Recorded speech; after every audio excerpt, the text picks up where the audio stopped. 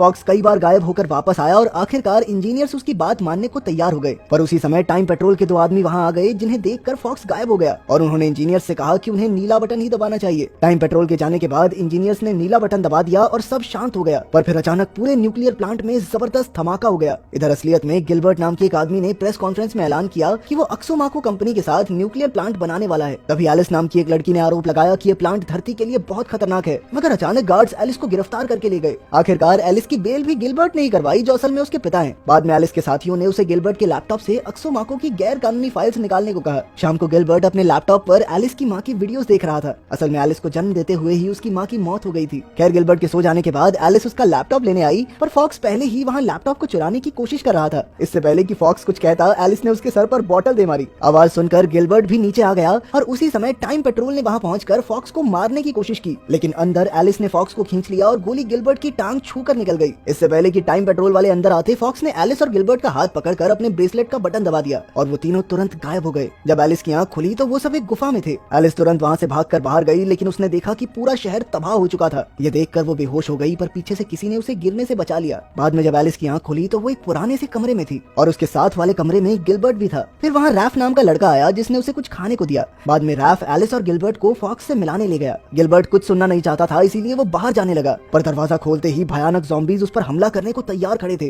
Gilbert ने डर के मारे दरवाजा बंद कर दिया और फिर साइंटिस्ट हेनरी ने उन्हें बताया कि बाहर इनसे भी भयानक ज़ॉम्बीज़ मौजूद हैं। फिर ये खुलासा होता है कि फॉक्स एलिस और गिलबर्ट को भविष्य में ले आया है, जहां अक्सोमाको न्यूक्लियर प्लांट के धमाके के बाद धरती पर इंसान ज़ॉम्बीज़ बन गए हैं। हेनरी ने इसकी वीडियो भी दिखाई, पर गिलबर्ट ने कहा कि ये सिर्फ उसकी डील कैंसिल करवाने की साजिश है। खैर फिर फॉक्स और उसके साथियों ने दरवाजा खोलकर ज़ॉम्बीज़ पर धुआंधार गोलियां चला दी। इसके बाद वो गिलबर्ट और एलिस को एक गाड़ी में बैठाकर शहर घुमाने ले गए। पूरा शहर तहस नहस हो चुका था और हर जगह ज़ॉम्बीज़ घूम रहे थे। इसके बाद उन्होंने आसमान में एक बहुत बड़ा रेडियो एक्टिव बादल देखा। साइंटिस्ट ने उन्हें बताया कि ये बादल हर 70 साल बाद अपनी किरणों से धरती पर हमला करता है और जो भी इसकी चपेट में आता है वो मारा जाता है। ये सब देखकर गिलबर्ट को एहसास हुआ कि ये सब उसकी न्यूक्लियर प्लांट की डील की वजह से हुआ था। तब फॉक्स उसे मारने को तैयार हो गया, पर एलिस ने सामने आकर पूछा कि क्या इसे ठीक करने का कोई और रास्ता नहीं है। फॉक्स ने कहा कि वो गिलबर्ट का लैपटॉप चुरा कर उसके घोटालों का भांडा फोड़ करने गया था, पर टाइम पेट्रोल वालों ने उसे देख लिया। टाइम पेट्रोल के लोग समय के साथ कोई भी छेड़छाड़ करने के खिलाफ थे। न जाने कैसे गिलबर्ट बेहोश हो गया और फिर रैफ ने कहा कि अगर गिलबर्ट अपनी मर्जी से ये डील ना करे तो टाइम पेट्रोल भी कुछ नहीं कर पाएगी। ये सुनकर सभी राजी हो गए। इसके बाद हेनरी लैब में गया और बाकी सब पब में आ गए। वहाँ जब एलिस ने पानी मांगा तो सब हंसने लगे, क्योंकि अब साफ पानी कहीं नहीं मिलता था। खैर कुछ देर घूमने के बाद एलिस ने गिलबर्ट को डील ना करने को कहा, पर गिलबर्ट अब भी घबरा रहा था। इससे एलिस को गुस्सा आ गया और उसने कहा कि सभी ध्यान से सुनो, तुम सबकी तबाही का जिम्मेदार ये आदमी है। ये सुनकर सभी लोग गिलबर्ट पर टूट पड़े, पर गिलबर्ट ने कहा कि सबकी शराब के पैसे वो देगा और फिर खुद एलिस के साथ भाग गया। फॉक्स और रैफ ने उनका पीछा करने की कोशिश की, पर शराबियों ने उनका रास्ता रोक लिया। उधर एलिस और गिलबर्ट खाली सड़कों पर चल रहे थे कि अचानक कुछ ज़ॉम्बीज़ उनके पीछे पड़ गए। जल्द ही ज़ॉम्बीज़ ने उन्हें घेर लिया, पर ऐन वक्त पर रैफ और फॉक्स ने उनकी मदद की। पर ज़ॉम्बीज़ इतने सारे थे कि जल्द ही उनकी गोलियां खत्म हो गई और तो और अब फॉक्स के ब्रेसलेट में बैटरी भी नहीं थी। अब ज़ॉम्बीज़ उनकी ओर बढ़ ही रहे थे कि किसी ने भालों से उन्हें मार गिराया। असल में ये कुछ योद्धा बच्चों का ग्रुप था जिन्होंने ज़ॉम्बीज़ को अपने पीछे लगाकर एलिस के ग्रुप की जान बचाई। वहीं टाइम पेट्रोल भी शहर में आ गई थी और उन्होंने एक आदमी को धमकी देकर हेनरी की लैब का पता लगा लिया।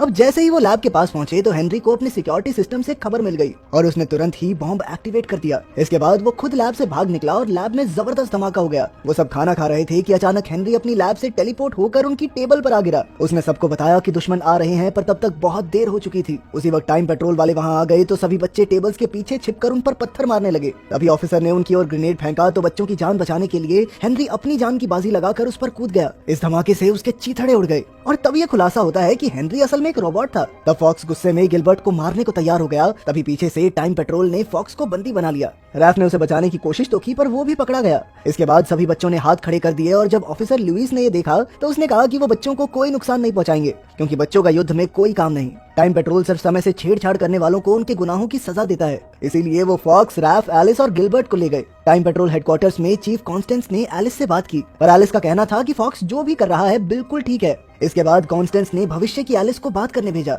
बड़ी एलिस ने उससे कहा कि इतिहास को बदलना ठीक नहीं है। गिलबर्ट के बिजनेस की वजह से ही एलिस को इतनी अच्छी जिंदगी मिली, इसीलिए उसे समय से खिलवाड़ नहीं करना चाहिए। फिर एलिस ने छोटी एलिस को गिलबर्ट के साथ ज्यादा समय बिताने को कहा, क्योंकि उसकी माँ के गुजर जाने के बाद से ही वो एकदम अकेला महसूस करता है और इसी वजह से बहुत ज्यादा शराब पीने लगा है। इसके बाद एलिस और गिलबर्ट को उनके समय में वापस भेज दिया गया। उधर फॉक्स और रैफ को कॉन्स्टेंस के सामने लाया गया, क्योंकि उन्होंने कई जिंदगियां बर्बाद की थी। फॉक्स ने कहा कि उसने तो हजारों लोगों की जान बचाई है, पर टाइम पेट्रोल को इसका कोई अंदाजा नहीं था, क्योंकि जब कोई समय को बदलता है तो समय सबकी याददाश्त मिटा देता है। असलियत तो सिर्फ उसे याद रहती है जिसने समय को बदला था। खैर कॉन्स्टेंस ने उन दोनों को होल नाम की एक जेल में बंद करने की सजा दी, जहाँ समय एक जगह पर रुका रहता था। उधर गिलबर्ट गाड़ी में बैठकर उस मीटिंग में जा रहा था जहाँ वो डील पर साइन करेगा, पर रास्ते में ड्राइवर एलिस के बारे में बात करने लगा तो गिलबर्ट का मन बदल गया और वो वापस घर आ गया। घर आकर उसने पूरा दिन एलिस के साथ बिताया। उधर भविष्य में टाइम पेट्रोल को समय में बदलाव किए जाने का सिग्नल मिला। इसे देखकर फॉक्स ने कहा कि ये बदलाव गिलबर्ट ने खुद अपनी मर्जी से किया है, इसीलिए टाइम पेट्रोल इसमें कोई दखलंदाजी नहीं कर सकती।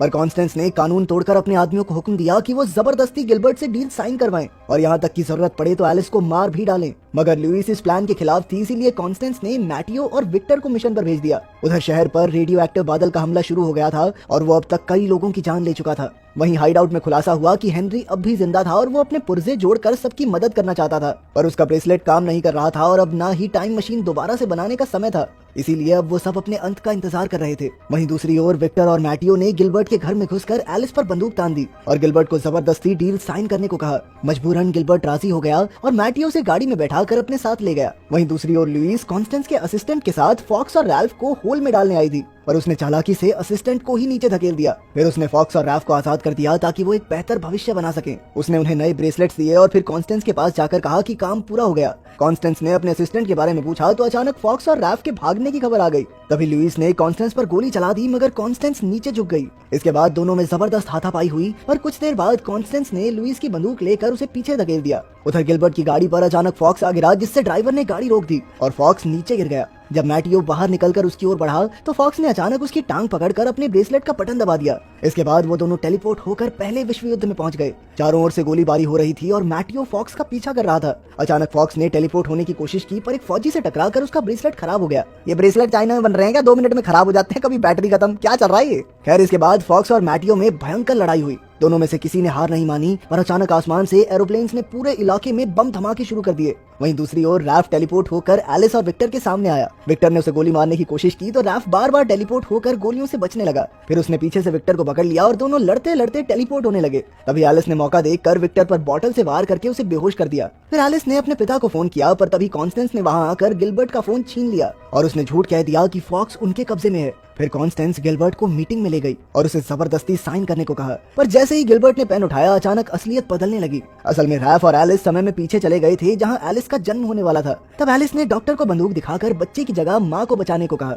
इधर असलियत में फॉक्स को एहसास हुआ कि एलिस खुद का वजूद मिटा रही है। जल्द ही समय की असलियत बदलने लगी और हर जगह से एलिस गायब हो गई। फिर जन्म के समय एलिस की मां की आंख खुली तो उसने एलिस से पूछा कि आखिर वो कौन है, जिस पर एलिस ने जवाब दिया, कोई नहीं। जब गिलबर्ट को एहसास हुआ कि एलिस खुद का वजूद मिटा रही है तो वो जोर जोर से उसका नाम चिल्लाने लगा। फिर अचानक से उसकी आंख खुली और वो अपनी पत्नी के साथ घर पर था। अब उसकी एक नहीं बल्कि 2 बेटियां थी। जब वो शौक से बाहर निकला तो उसे याद आया कि वो कुछ साइन करने वाला था, जिस पर उसकी पत्नी ने कहा कि वो साइन कर चुका है। फिर उसने अखबार में पढ़ा कि उसने धरती को बचाने के लिए एक इको फ्रेंडली प्रोजेक्ट शुरू किया था। फिर भविष्य में फॉक्स की आंख खुली तो उसे एहसास हुआ कि रेडियो एक्टिव बादल तो कभी था ही नहीं और भविष्य में सभी लोग एकदम सुरक्षित हैं। आखिरकार सब पब में जश्न मनाने पहुंचे, पर वहां तो एलिस भी मौजूद थी। तब ये खुलासा होता है कि एलिस ने टाइम पैराडॉक्स बना दिया था, यानी उसने एक तरह से अपने ही जन्म को रोक